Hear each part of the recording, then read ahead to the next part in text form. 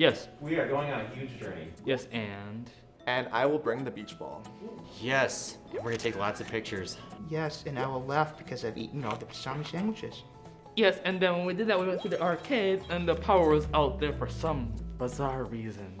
Yay! That was awesome, Michael. Good job. Improvise where you just go with the flow and you quick think on your feet and you can just do whatever. There are basic, simple rules and guidelines.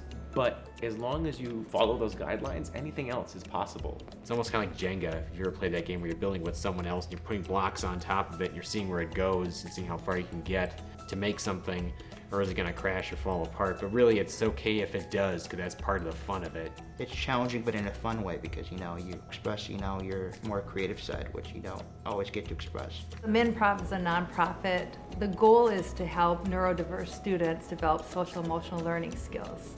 We have student classes where I'll come in for 10 weeks and work with the students. I love to meet all the new kids and hear the ideas. And we also offer professional development for teachers. The whole basis around improv is there's no, there are only yeses. And so it really does create that safe environment for students and for educators as well.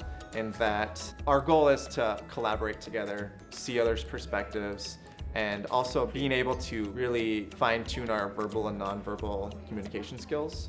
I know what my students' challenges are, and so I see them in improv, and all of a sudden they're expressing their emotions, they're noticing emotions, they're speaking out, they're having conversations, reciprocal, back and forth. And then in a classroom, I'll notice a student listening and asking questions and following up and doing the things that I wanted them to do before, but how do you teach that?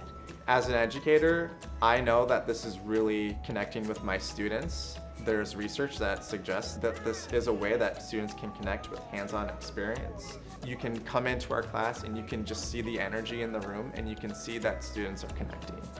We want administrators to say yes to MNprov. Yes, and they can go to our website and check it out for more information. Yes, and then we can come in for a meeting. Yes, and we can discuss customized professional development. Yes, and then we can provide student classes that also offer professional development for educators. Yes, and together we can make an impact in students' lives.